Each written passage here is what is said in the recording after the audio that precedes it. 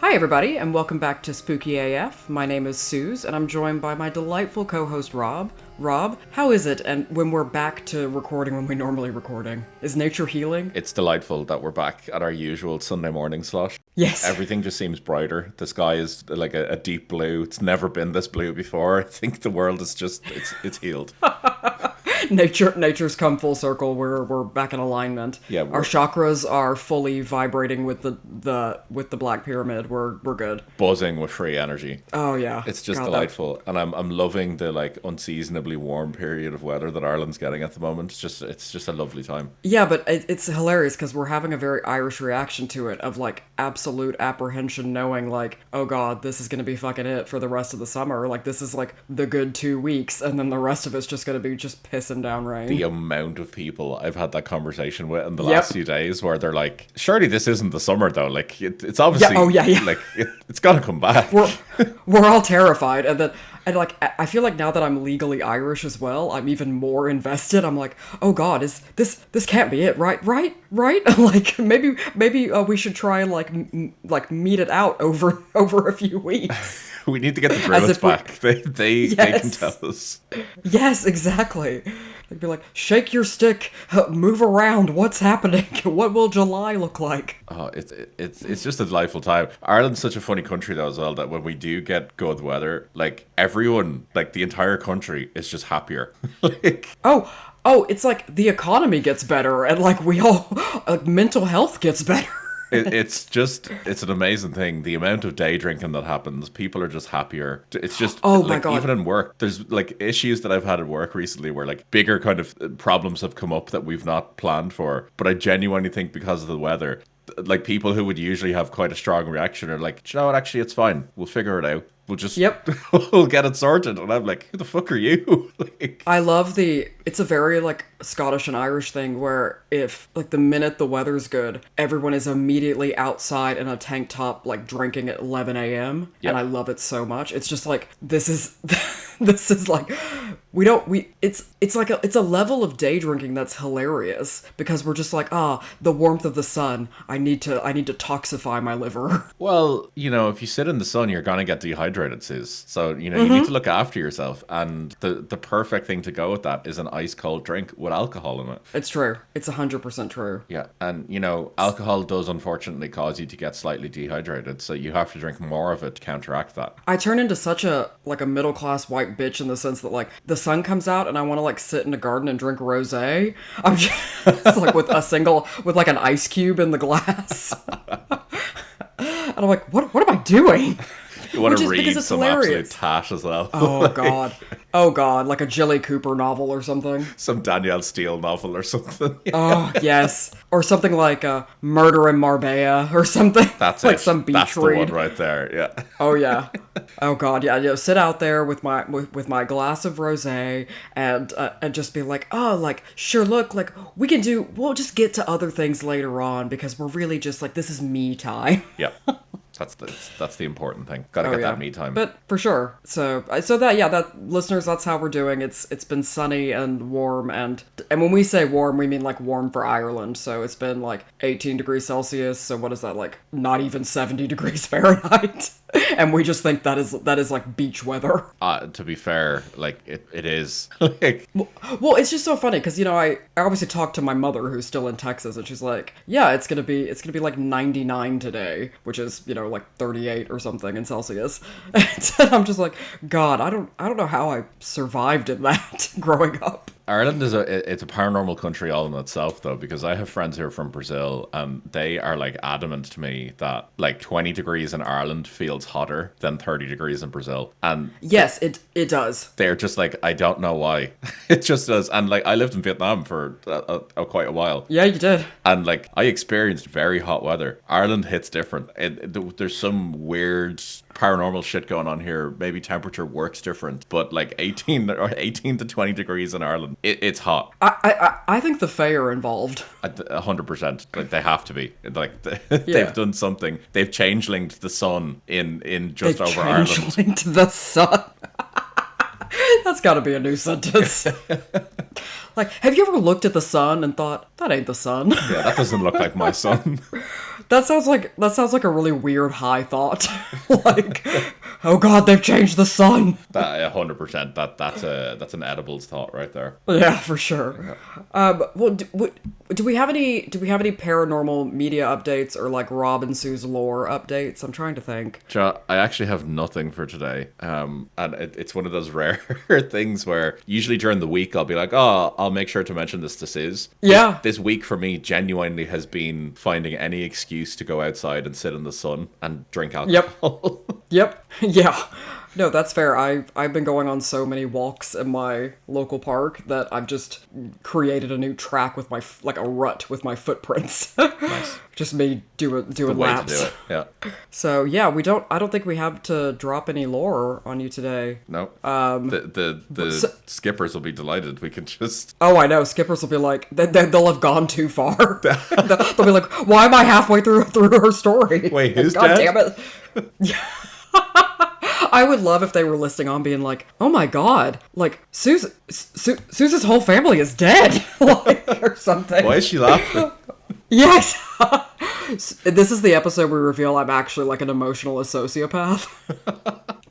Which would be that'd be such a like a switcheroony because I am like the most emotionally affected person on the planet. It's true.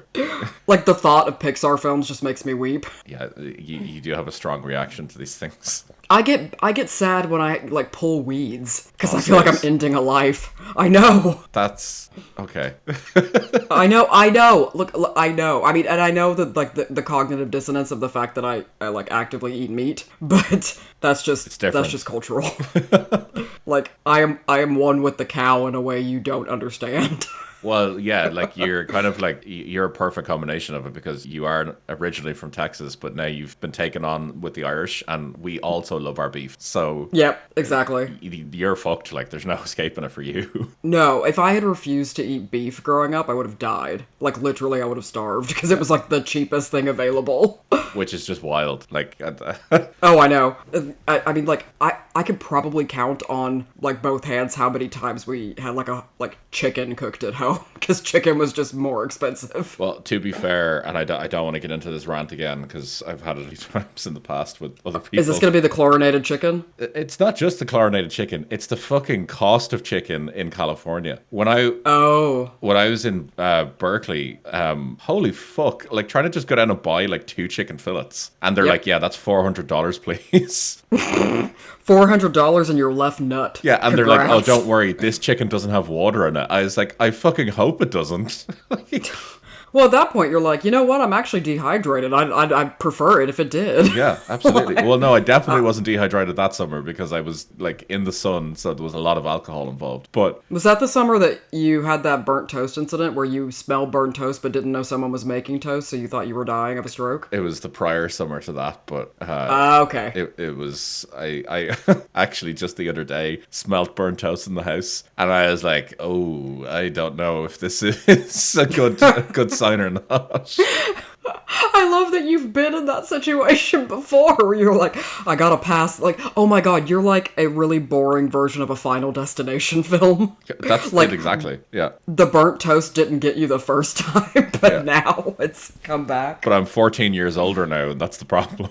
Oh god, yeah. Oh, don't talk about that. It's like when you do like a reboot of a horror film and you bring back the original actors, and it's just like, oh, I don't know if you're going to be surviving this one, buddy. No, yeah, like this cameo is going to be like you dying. Yeah, exactly. Like the I Know What You Did Last Summer reboot that's coming out. Oh my god, I'm so excited to watch that. Yeah, I cannot wait. Very excited to watch that. Yeah, no, that's going to be really good. No, I was talking to someone recently and they asked me how long I'd like worn my hair in kind of like either a buzz cut or a pixie cut. And I was like, oh, since I was in my mid-20s, then I was like, so 10 So you didn't years follow ago. up. Yeah, I just kind of like trailed off and got really sad. Just go, yeah, since I was in my mid-20s, and you'd look at them being like, go on, say something.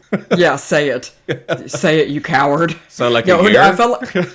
I felt like Edward Cullen, like, say it, tell me what I am. Bella being like, old. Oh god. This is the skin of a killer, Bella. It's just me desperately retinoling my forehead.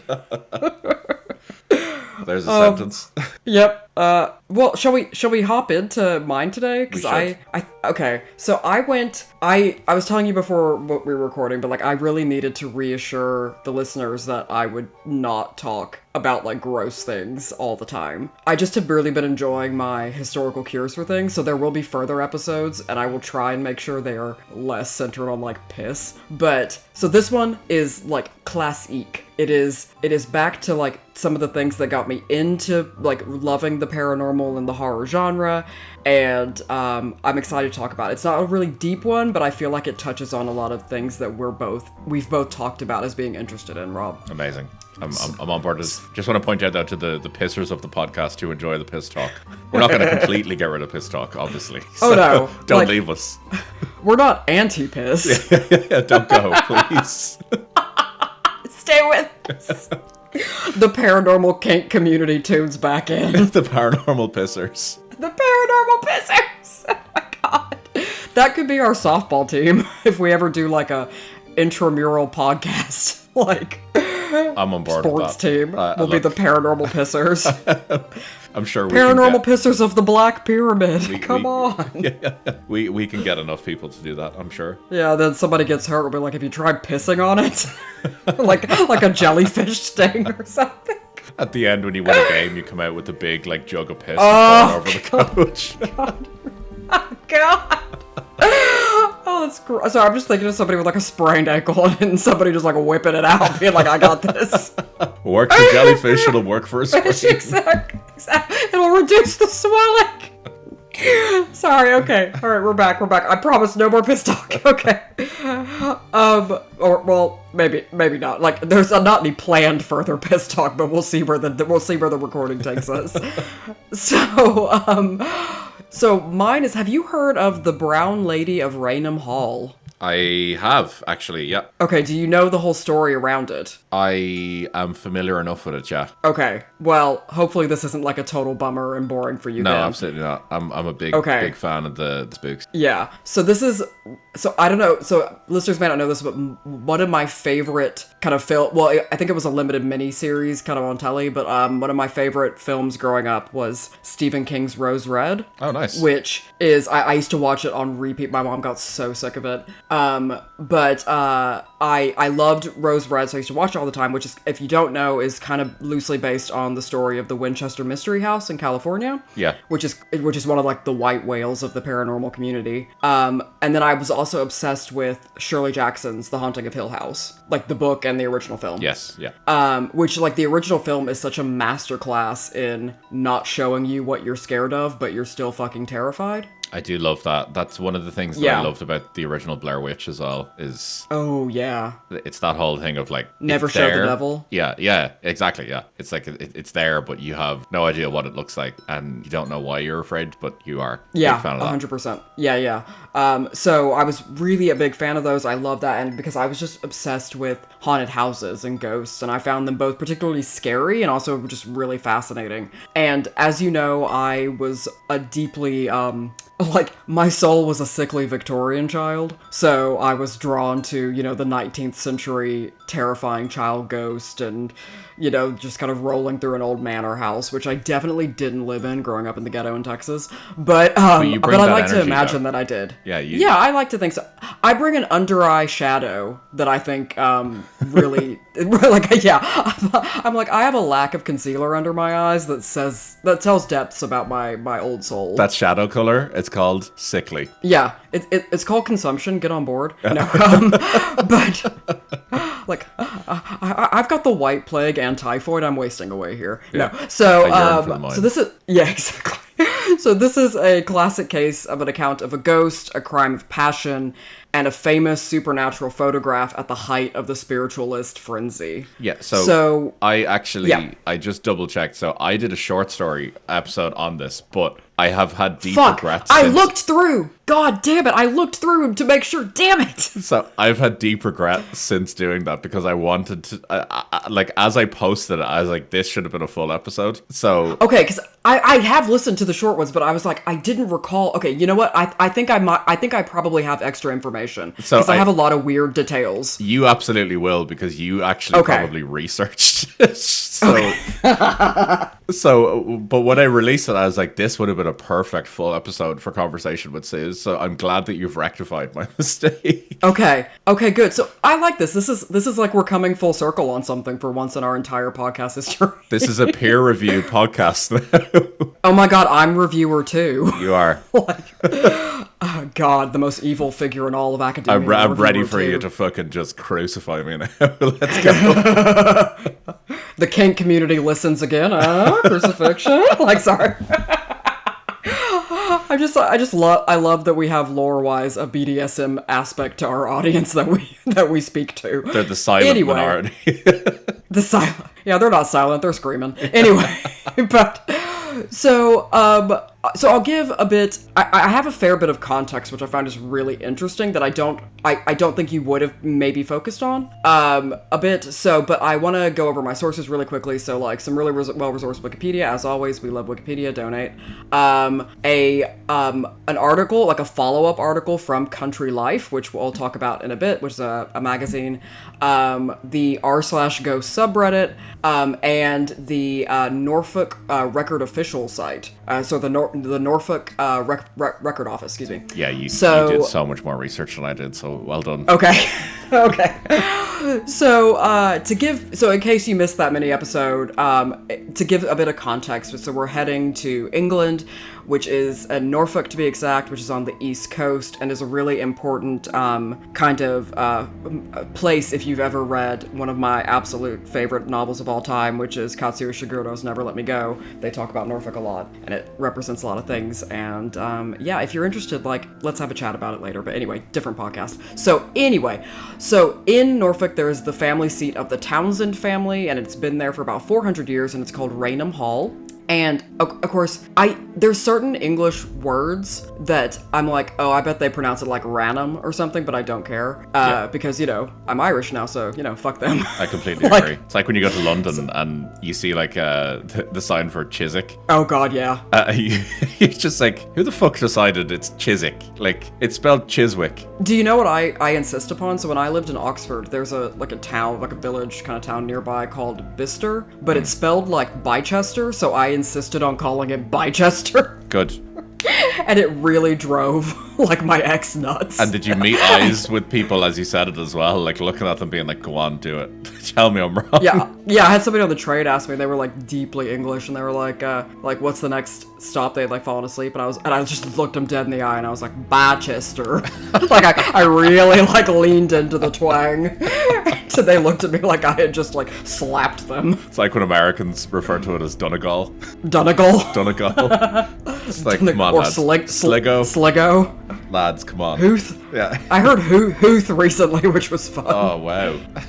Yeah. So there's some fun ones. But anyway, yeah. So, so it's Raynham Hall, in the family for about 400 years. So, and it looks like, if you've never seen it, you should Google it. It looks like an older, like a more, like an earlier version of what you would assume would be kind of like a Pemberley in Pride and Prejudice. Yeah. It's you know, it's like a grand manor, like Malfoy Manor, but red kind of thing. Anyway, so some of the more notable families who've lived there, which we'll be talking about, include Charles Townsend, the second Viscount Townsend, who was Secretary of State for the Northern Department in the early 18th century. So he's going to be a dominating figure in this early context. He was known as Turnip Townsend, because he was way into, like, he had an obsession about farming turnips. So much so, in fact, that he contributed a significant role to the British agricultural revolution. That is the most Northern English man I've ever heard. Like, they called that fucker Turnip, and he was running, like, the House of Lords. And they were like, Turnip over there. I like to think he was like an evil Dwight Schrute of the 18th century. He's like, these are your money turnips. He's like, there's no money in beets. No, he was like, Lords, land, turnips. Yeah. Instead of beets, Battlestar Galactica, bears. In that order. Yes, exactly.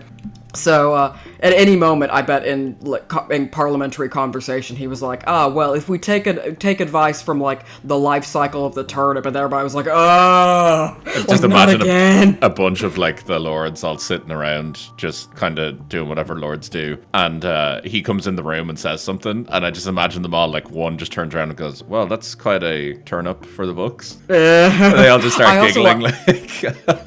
I like to think he was like, so he would like bring turnips into hall with him, and I'd like to think that many of them would do like the gym, break the fourth wall, stare at each other that we used to do when we worked together. Just like, oh god. The dude just smells like Yeah, exactly. Like not in like a oh, you know, he's a farmer, salt the earth way. No, it just like he's just been digging around in a garden that somebody else has to tend.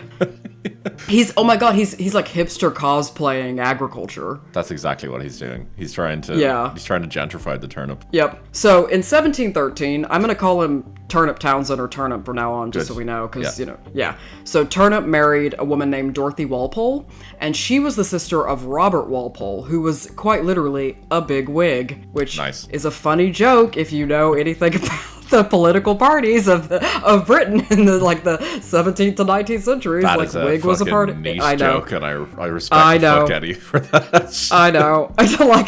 I did a degree in British history. This is really funny. So anyway. So he was the first Earl of Oxford and was also the first Prime Minister of Great Britain. Oh, I didn't know that. He served from 1721 to 1742. And to this day, I believe, holds the record as the longest-serving British Prime Minister. Yeah, that's pretty impressive. Yeah, of like the kind of the modern way that the Parliament runs, he was the first Prime Minister. So he and Dorothy were, Dorothy was his sister. They were 2 of 19 children. Are you sure this isn't set in Ireland? I was about to say, which is very Irish-coded. Yeah, but, I think he might have been a Catholic. Yeah. So his mother, who had 19 children, outlived her husband. Damn, fair play. She lived to be 57, and he lived to be 50. And that is one hell of a hardy woman. That's a woman who's about town. She knows what she's about. I mean, at what point do you just oh shit, I'm in labor again while you're cooking? You just pop it out, throw it in the pot. I don't know. Dark room. Yeah. Just have a squat and then set it in the sink while you're doing other things. I mean, to be fair, it was at a time where the more children you had, yes, initially it would cost, but not all of those kids are going to survive. You're just you're paying I'm forward. Fairly certain many of them died in childhood. Yeah, you're paying forward for that. You're just extending the odds that someone is eventually going to be able to look after you. Well, that's why there was a big spate of wealthy people, aristocratic people in Europe, naming their children all the same name because they knew that 4 out of 5 of the Charleses would die or whatever. So they're we need one Charles, so I'll have 5 and we'll see which one Lord of the Flies its way out of here. I kind of weirdly respect that move as well, where my dad frequently forgets my name. He goes through the names of all my other siblings before he gets to me. I was you have loads of siblings. I do. So I come from a family of 8. So I come from a family of 2, and my mother calls me by my brother's name half the time. I think she's just losing it. Yeah. So I respect the hustle where he's just they've cut out the middleman. They've just gone, you're all called Charles. Yeah, exactly. Whatever you want to call yourselves amongst each other, I don't fucking care. Yeah. Just don't inconvenience me in any way, boy. Or don't talk to me until you're 6, because that showed me that you were you made it through most childhood diseases. Yeah. Then I'll decide if I want to love you. You can talk to me after 6, because that's when you're going to get your first job. That's when you're that's when you'll be ordained as a minister. So get your shit together. Yeah. So anyway, hardy woman. So Dorothy, Dorothy, who's the sister of the first Prime Minister of Great Britain, marries Turnip, who unfortunately was known not just for turnip cultivation but also his violent temper. Yeah. Which I'm kind of I wouldn't have assumed. You would assume, a person who was really into turnips would be very much of, the Hufflepuff persuasion. Oh, totally. Just wow. Yeah. Yeah. Fuck. why is it you and my husband have like a violent dislike for Hufflepuff? Like, I don't know. Like, my husband's not even like a huge Harry Potter fan, but he's like, I won't do a Hogwarts Legacy run as Hufflepuff. Like, They're a like, bunch of fucking nerds. Those gentle folk. Like, anyway, but he apparently was like a real misogynistic son of a bitch, which, I mean, the bar was even lower back then than it is now. I mean, kind of, men were kind of raised to be that in a lot of ways, so. But that's it, like, if you're known at that time as being a piece of shit, like, that... Well, it's like how Lovecraft was known for being a racist at that time, which is like, damn. That's the thing that I always feel so conflicted about with Lovecraft, where I love the world and universe that was created out of that guy's head. Yep. But Jesus Christ, like, do I feel conflicted ever reading any of his stuff? Because I'm like, am I not correct in thinking it was Lovecraft that named his cat like the N-word or something horrific? Yeah. Oh God.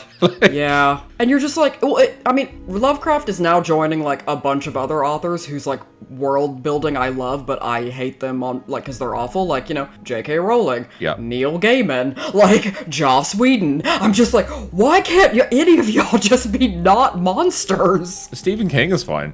He's just... Oh, well, I don't know. I think, like, yeah, he seems fine, but I think he's killed.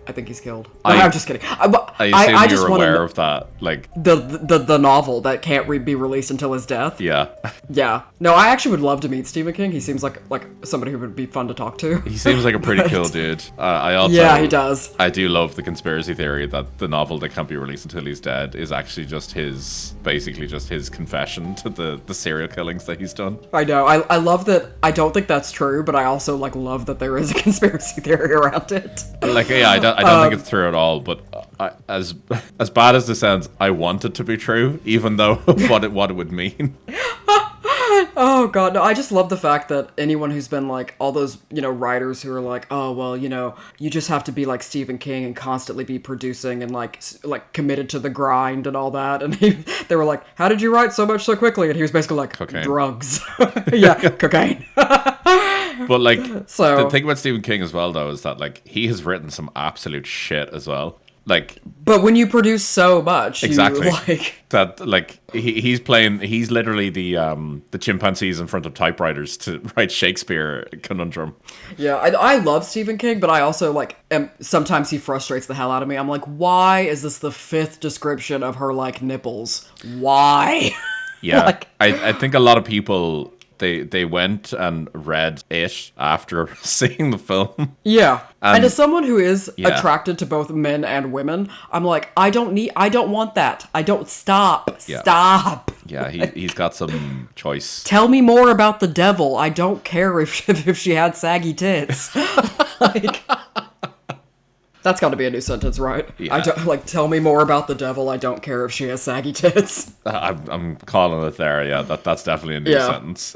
So, okay, sorry. We're back. We're back to Turnip. So Turnip, even at the time, was known for having a violent temper. You know, which maybe made me think maybe they didn't make fun of him in Parliament because they were scared of him. They'd be like, he's into turnips and we just have to let that happen because he's scary. Well, yeah. Did he have a violent temper against men, or did he just take it out on women? See, yeah, I don't know. Like, you look at him and he looks like pretty hardy. Like, he looks like he could give a punch. Yeah. Even to like a man. So, anyway. So, according to legend, Dorothy has an affair, because like Turnip's a fucking asshole, and you know what? You go, girl. You do your thing. So she allegedly had an affair with someone named Lord Wharton, and Turnip. So there's 2 accounts of what happened next. One is Turnip found out and punishes her by locking her in her rooms at Raynham Hall, kind of a la what ends up being the jail sentence of Elizabeth Bathory, which is a fascinating legend I'm sure we'll do at some point. Yeah. So basically, like, he then locked her in Raynham House until she died. A different account that was given by Mary Wortley Montague states that Dorothy was trapped in her rooms, or lured into being trapped in her rooms by the Countess of Wharton, so the wife of the man she was having an affair with, who invited Dorothy to, like, meet her at their family seat, Raynham Hall, for a few days, knowing that Turnip knew and would not let her leave, even to see her children. So in this account, it's almost like the wronged parties in the affair kind of conspire to punish Dorothy. Yeah. Not Lord Montague though. No. Why would you do that? Patriarchy. God. Anyway. So Dorothy, unfortunately, she died at Raynham Hall in 1726 of smallpox, which is like an awful way to go. That is no good. But like, so here comes the ghost stuff, and I mean, tell me that's not the most on the nose origin for a haunting. Oh, it is. That is literally like that's the bread and butter of a haunting right there. Well, it's very Rocket Jesus story. I was literally just about to say it's got some serious Loftus Hall energy yes, to it. For sure. Like definitely like Loftus Hall, Rocket Jesus locked in the tapestry room. Yeah. God, our sentences are wild. Anyway, you know, like Rocket Jesus behind the tapestries. So they even kind of riff on it in as any casual listener knows of the show, we are huge fans of the Haunting of Bly Manor. Oh yeah. But the what was it, like Viola was her name? Yeah. The character, yeah, who ends up getting, I think, consumption and in the house and things. So it's kind of a very popular trope, or would become a very popular trope in the kind of haunted house genre. So, the first recorded sighting of Dorothy's ghost was by a woman named Lucia C. Stone, which happened at Christmas in 1835. So, she and other party guests claimed to have seen a brown lady one night named because she was apparently wearing a dated brown dress. And here we have to have a bit of a tangent, which is ghosts and color. Yeah. I find it fascinating how some people are like, no, ghosts are like translucent and like misty and white, but then other ones, they're like, no, she was wearing a blue dress, or, the child had like blonde hair. Yep. Or something. I find that very interesting and weird. Yeah. What are your thoughts? It's one of those weird ones, because there's like some really famous like ghost stories out there of, like full body apparitions where, as you said, like you can see people's like make out all the colors of whatever they're wearing, or you can tell that it's like a loved one and you know what they are. But then there's that like classic image of like the white spectral ghost that everyone just, it's like the grey lady sort of thing. Yeah. Like it's almost like the like ghost story started out with the like spectral kind of ethereal ectoplasmy sort of ghosts, and they've moved now as time has gone on into like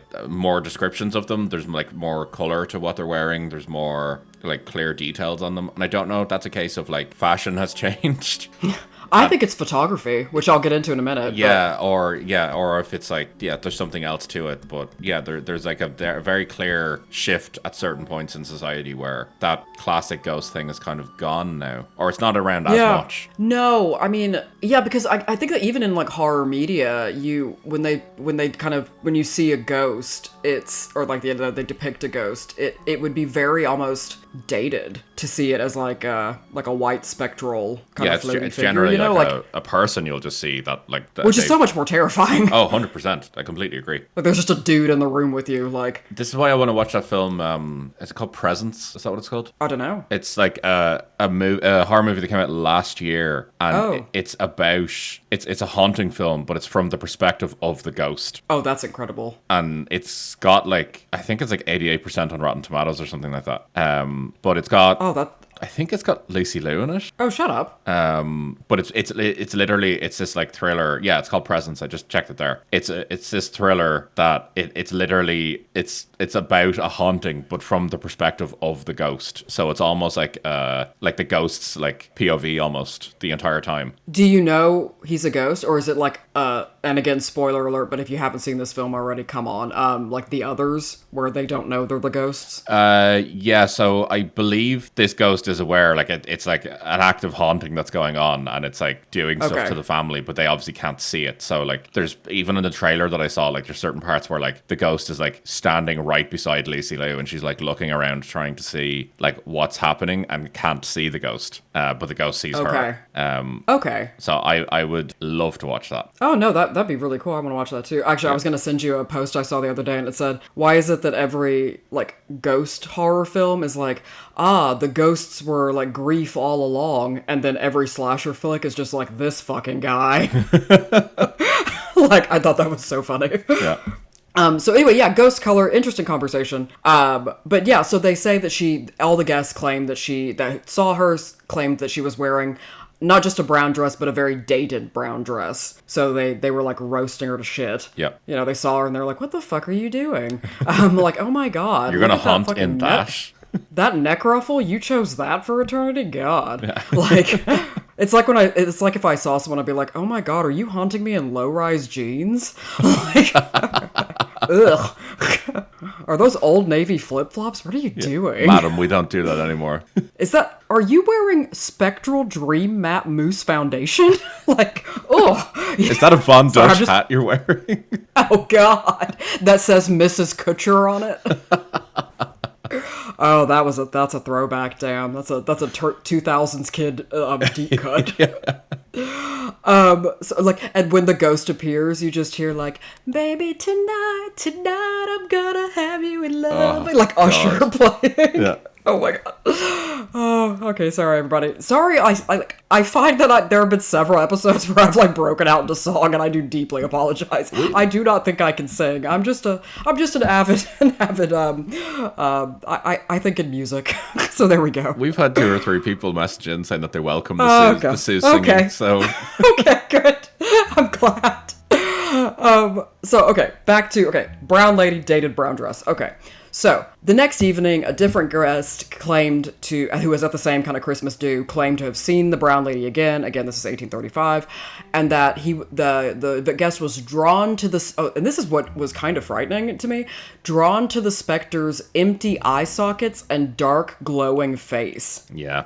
And you're like, that is different. Because, like, I mean, there's a spectral kind of ghostly figure, which we'll get into kind of the photograph and what it looks like in a minute. But the idea that you see kind of, that's very kind of Black Eye Kid, demon-y. Like the lack of eyes in the dark. It's very kind of Grave Encounters. You turn a corner and that's what you see in the darkened room. Yeah, it's like darker than dark sort of thing. Yeah. Yeah. And it also, I was like, they said he was drawn to the empty eye sockets. I'm like, my guy, that is the opposite reaction you need to be having. You need to be like, I desecrated my trousers and left the room. Yeah, no, like, this man's drawn to it. Yeah, the dark eye sockets reflected the dark stain of my trousers. He's up for a tussle. Yeah.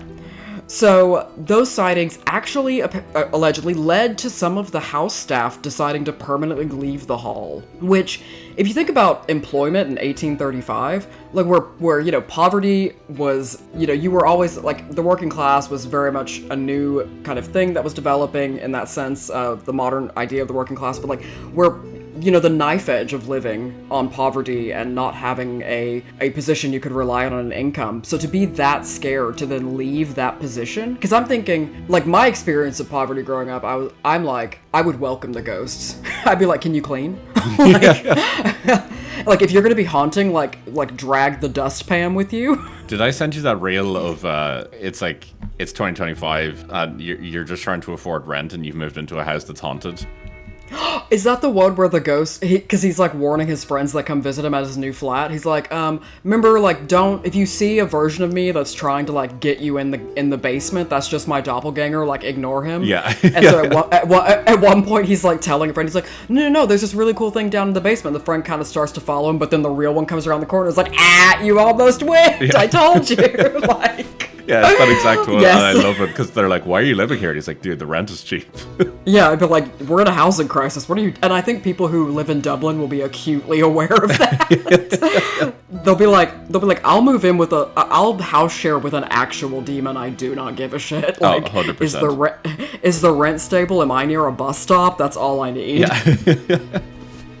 Like, I would take cheap rent living with the actual devil if I lived even if, like, the bus that serviced me was that bus we talked about in Philadelphia that, like, takes you into a different dimension. I'd be like, oh, free public transport, amazing. Yeah, absolutely. This is the way to do it. This is sort of like the thinking that we need to deal with the housing crisis. Yeah, people back then just weren't on our level. No. They didn't have millennial trauma. No. Like, When you- they didn't have the when you go the through- choices we're making. Yeah, multiple once in a generation experiences. You know, it really does start to leave a mark. Yeah, it's like they clearly. Like, what was that? I saw a post recently that said, "Some of y'all clearly lack the dissociative skills that are going to be required for the apocalypse and the dystopia," and it really shows. Like, I'm basically like, "Ooh, that you're leaving because of the haunting sounds like a skill issue." Yeah, yeah, that sounds like a you problem. Yeah, like, oh, wow, like they're haunting me. Okay, like, you live in a manor. Calm down. Privilege. Look, you know, someone needs to put them in their place. Exactly. So this was 1835. So a year later, a friend of the famous Victorian novelist Charles Dickens, named Captain Frederick Marriott, total friend of the pod for this next move, he asked to stay the night in the most haunted room because he had a theory. And I'm like, if that is not so, like, paranormal playground coded, I don't know what is. Man knew what he was. He was just like, fucking let me at her. It's like he heard the rumor and he was like, well, I know where I'm taking my annual leave at this year. So I thought that was amazing. So he had a theory that the haunting was actually just the work of local smugglers who were trying to keep the area clear of visitors and people coming and going from the hall because they were using that area to run their illegal enterprise. Yeah. I mean, it makes sense, I guess, in a sense of if they have an area that they could use, like, why not? Mm-hmm. Yeah. No, for sure. But I do wonder, I'm like, that's kind of hilarious, though, if you think of, like, again, maybe I'm wrong, but I highly doubt there were a lot of women smugglers in that group, so I'm just thinking of them getting, like, the twink of the group to get, like, and they could only find, like, a really old-style dress, and they just, like, threw him in it, and they were like, I don't know, be, like, walk down ghostly, like, ooh, in a, like, it's very like the original Beetlejuice when they're, like, put on the sheets and they're like, oh, like, he's like asking for his, like, scene notes beforehand to get into character. Yeah. What's my motivation? Like, who am I really embodying here? Yeah. I'm quite a method actor. He was the Daniel Day-Lewis of the smugglers. You literally just beat me to it. I was about to say those exact words. My left ghost. Yeah. There will be ghost. Phantom ghost. like Writes itself. It does. Yeah. That's what he thinks is going on. And he actually, I don't know if you got to read the account that his daughter wrote. I did. It's a fucking brilliant account. Did you? I don't remember. Did you read it on the short episode? I read part of it, I think, like a very small bit. Okay, well, I'll just go over my favorite bits of it. Yeah. So, I love that it starts out with, like, what he did was when he took possession of the room in which the portrait of the apparition hung, and where she had frequently been sighted, he then slept each night with a loaded revolver under his pillow, which to me, that's very Texas-coded. I'm like, he lives around meth addicts. But, this man's been around the block. He knows what's up. Oh, yeah. I also love some of the details in it, she really sets it up like she's telling a ghost story around a campfire. She does. It's actually like the corridor was long and dark, for the lights had been extinguished. Like it's a very Magnus Archives-esque setup. Yeah, to what's it's happening. Super well written. Like I had to give it to her. Like as I was reading it, I was like, "Wow, this actually like genuinely reads like a ghost story." Like, 'cause there's one point where a maid, like they see a glimmer of a lamp coming toward them down the hall, and then one of the maids whispers in his ear, "One of the ladies going to visit the nurseries," and I'm like, "Oh my god, everybody's a ghost!" They're like, all in on this. Yes, and I just found it. I found like if this was I'm really surprised there hasn't been a direct film made about this. Oh yeah, actually, that's a really good shout. Well, because there's been like 17 Slender Man films, but like this is really interesting. Anyway, so I thought that was great.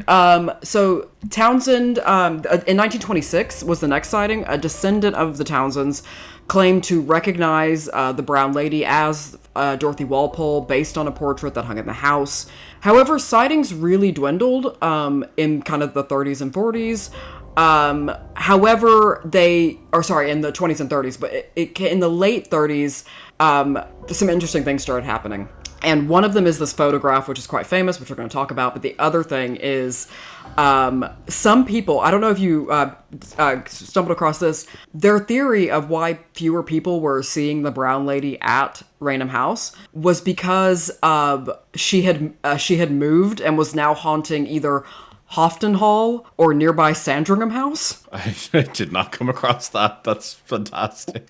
Which, I'm like, Ghost deciding to move house is hilarious and, like, maybe terrifying if you take it to its natural conclusion. Because I'm like, Is it like a ghost housing crisis? Because they do reference that in Beetlejuice. She's like, oh, you're lucky you didn't die in Italy. like, you're stuck haunting this house for 200 years. So I just love the idea that she's like, her lease came up and she was like, I'm actually just, like, not vibing with the rent anymore. So I think, like, Sandringham House is open. So I think I'll just move. I'm just going to tip out. We're good here, yeah? I kind of covered off everything I need to, so yeah. But it does give credence to, I believe it's one of the earlier episodes that we did where you were talking about the Black Monk. Oh, yeah. I think, where, like, it was the family that was being haunted rather than the house. Yeah, the Black Monk of Pontefract, yeah. Yeah, Pontefract. And, which is very reminiscent of, like, Insidious, where it's like the boy is being haunted rather than the house. Inherently more terrifying thing to me. Oh, yeah. 100%. So it was both, like, hilarious to think about, but also terrifying. Oh, yeah.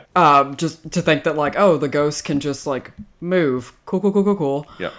Because the ultimate answer to, like, one of the weak points of the haunted house genre is that, like, just leave the house. Yep. Which has been solved in different ways by different horror kind of media and literature. One of which being, like, Alien, where they're like, okay, we'll just set this gothic horror in space. So, like, there's no leaving the haunted house, essentially. Yeah. But then the idea of the ghost being not attached to the building is quite frightening. Yeah, I think, like, a modern film that dealt with that actually quite well is, and people might laugh, it's actually the Paranormal Activity films. The first one in particular. Oh, yeah. Because it's, like, latched onto that girl, like, onto the woman in it, like, but it, like, latched onto her from the time that she was a girl. Like, it's a really interesting concept, I think, where it's like, yes, the house is haunted, but it's not the house that's actually haunted, it's the person in the house. So even leaving... I still maintain... Oh, yeah, it doesn't help. Yeah.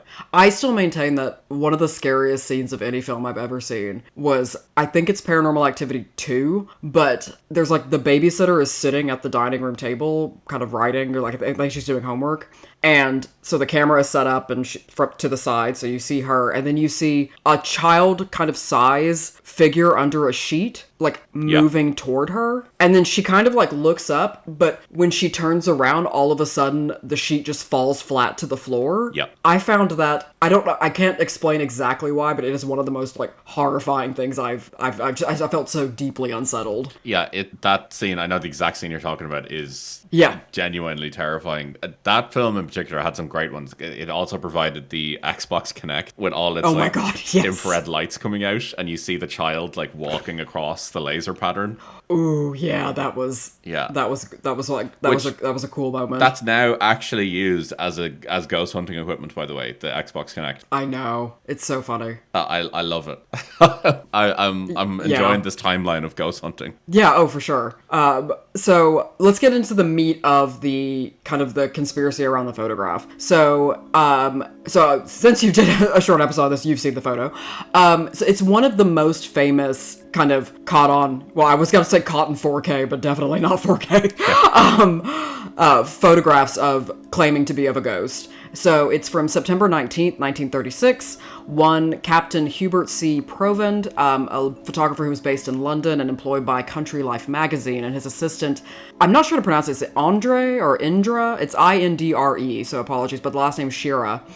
They were photographing Raynham Hall for a very, like, normal, non-supernatural article for the magazine. After taking photos of the staircase, Shira alleged he saw a vapory form that gradually assumed the appearance of a woman moving down the stairs, so he had Provin quickly uncap the lens and press the trigger to activate the flash, and later when the film was developed, the quote-unquote, the brown lady was revealed.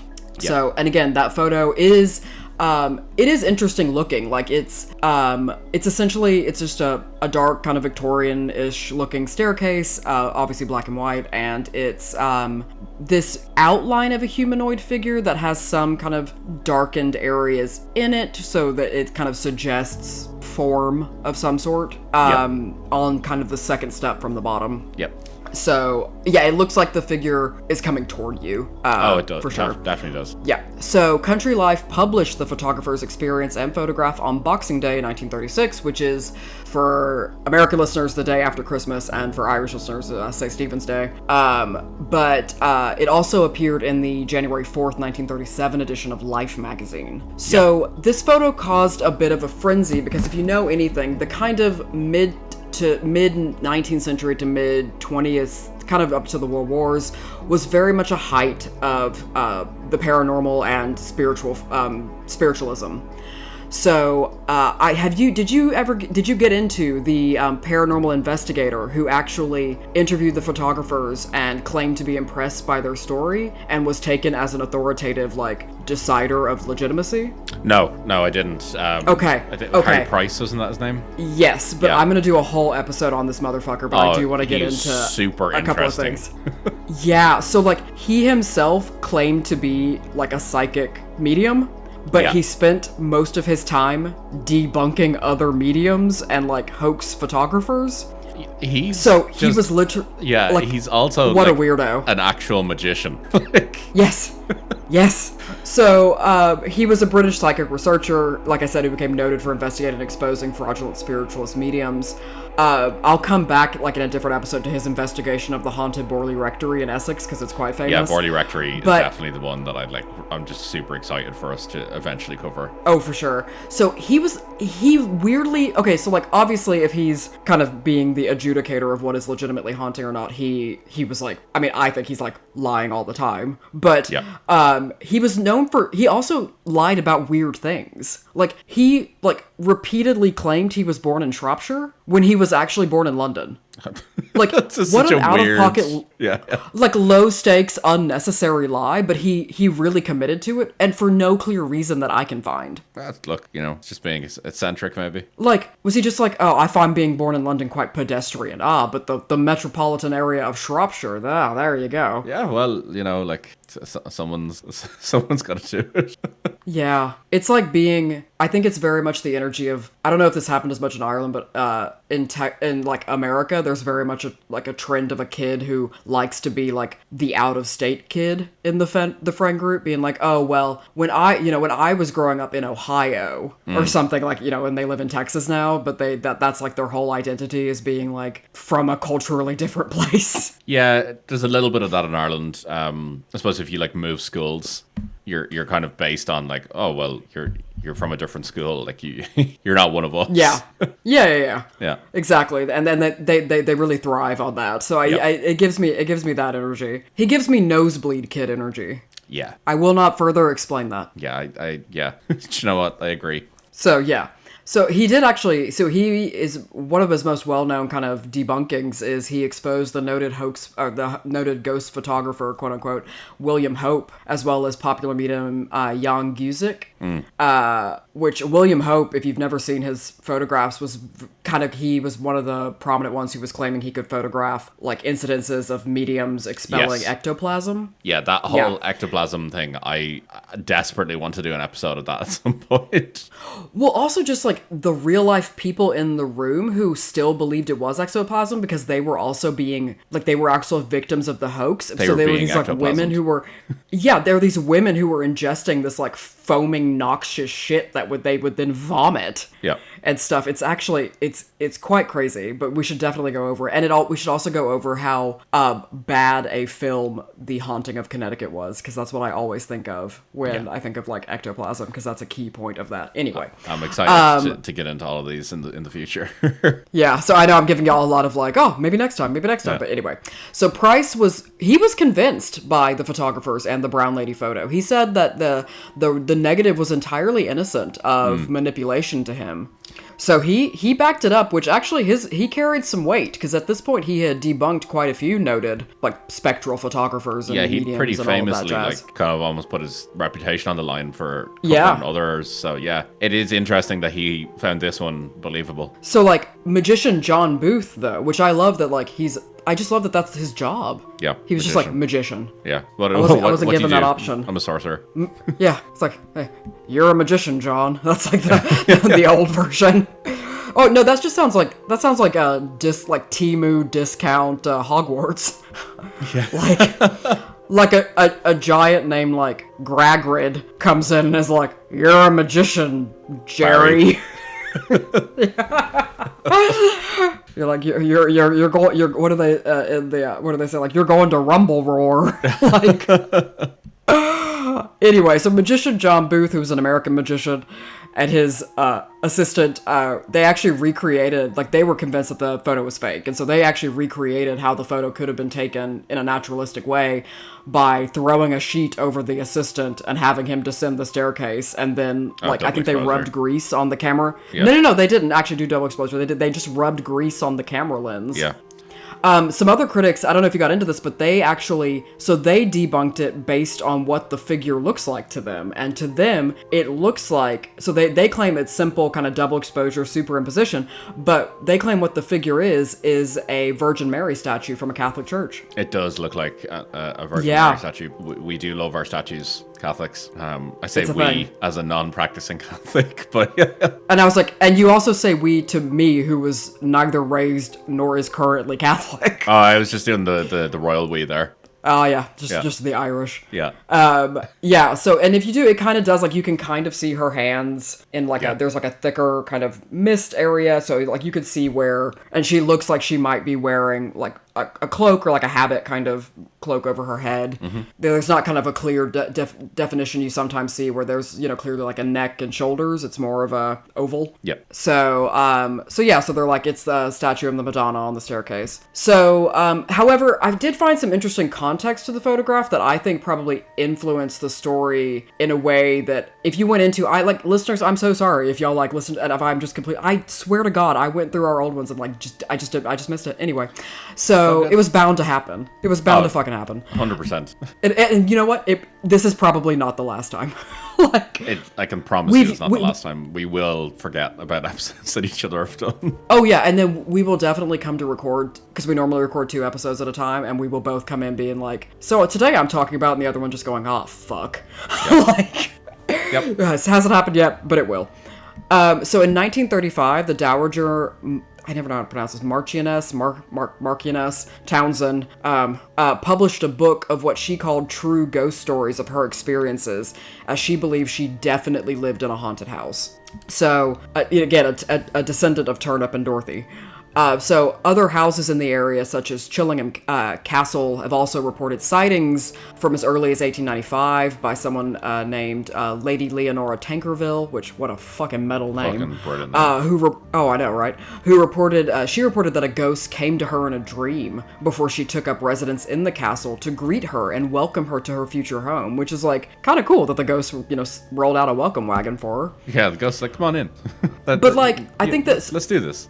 These were well-known women who, like I said, the Dowager Townsend, she published a book of her true ghost stories that kind of circulated among, in the know kind of people. And so there was already fertile ground for, in this kind of spiritually inflected area, to have kind of a ghost story at this traditional home. And then there was already the apophenia of the story of poor Dorothy, who, was locked in the house and died of smallpox, and she, remains there to this day and things. And so, yeah, it's just, to me, it is a really interesting example of, like, the mania for spiritualism during the time period. It ties in, like, all about hoax photography, Ouija boards, mediums. They were all reaching a fever pitch, particularly with women. And I think it says something interesting about women and spiritualism, and how spiritualism and how religion, like women's spirituality and religion in general, can be a form and a source of women being able to claim power in a subversive way they otherwise didn't have access to. Because a lot of times these mediums were women. A lot of the ghosts that were, caught in 4K were considered to be women. These stories were very women-based a lot of times. Like, I mean, how many stories have you heard of, like, the Grey Lady or the Lady in White or whatever? Oh, totally. What have you? And this even kind of goes further, even into more modern kind of areas, like poltergeist stories. Yeah. Like the majority of the most famous poltergeist hauntings, it's all around like teenage girls being haunted by them. Like it's continued on into, I suppose, the modern time. Like it is really, really And interesting when you think about it. Like for sure, and I think it goes back in two strands because like the teenage girl bit, like I mean that can go all the way, that can go way back. I mean that's like Salem witch trial shit. Yep. But then also, so like yeah, it's these teenage girls who didn't have like social power in any way, therefore like claiming it through this kind of weird belief in spirituality and profession and all that. But then also if you think about like usually it's like middle and upper class women in this time period who are like real into ghosts. Yep. And so, because like if you think about like working class women were busy, like they were out of the house, yeah. they were also raising kids. Whereas I think if you think of like a middle class woman at home, I love the idea that these descriptions of hauntings of other women who like remain locked in the house, it's almost like a psychoanalytic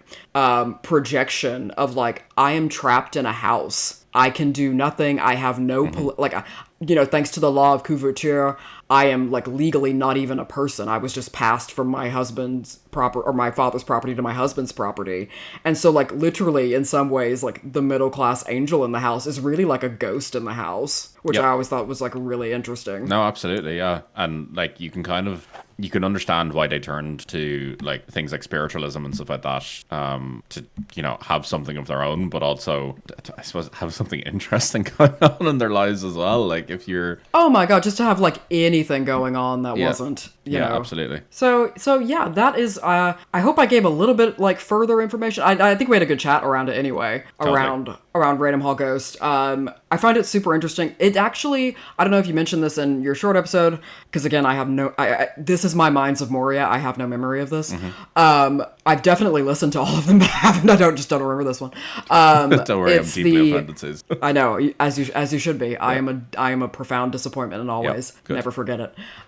No, so it actually gets referenced in a DC comic series. Oh, that's cool. Yeah. So it's like number 3. I can't remember what series, but yeah, there's like a DC comic series that references like the haunting of Raynham Hall. It's just like a special kind of issue one, which I thought, because I like finding where these stories kind of, because they often pop up in popular media, particularly in the horror genre, but this was a kind of interesting because you don't think of that when you think of like DC comics or like Marvel comics. Totally not. You very much think of like the superheroes. But, no, that's true actually. So that's it. It made me want to go like rewatch the Haunting of Hill House, The Woman in Black, like very but yeah, I was really interested in it, and that's right, pissers come back. There, I said piss again. So Good. Here we are. Good. The algorithm will have picked it up.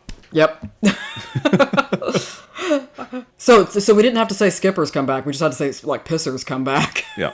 You're back now. The most they are the most hydrated homies on the paranormal playground. Well, we hope so. Oh God, please be. Oh my God. So yeah, that's all I got. Amazing. Thank you for that. That's a really fun one. I love the story. There's so many different things to it, and like I'm glad that we've revisited it because you absolutely covered a lot of things that I did not touch on. So, well, also like Rob, tell me this was not part of your like adolescence, is like seeing these kind of photographs or like for our generation it'd definitely be like ghost videos like on YouTube, like people saying they saw haunted things, and it both fascinating you but also like fundamentally scaring the shit out of you for a while. Oh, 100%, yeah. Yeah. So it very much rang true to that experience, so I wanted to take us down a proper ghosty lane. Yeah, no, this has been delightful. I've been a big fan of this one. And it's been nice to revisit something on this is our 50th episode, I think, on the main episodes.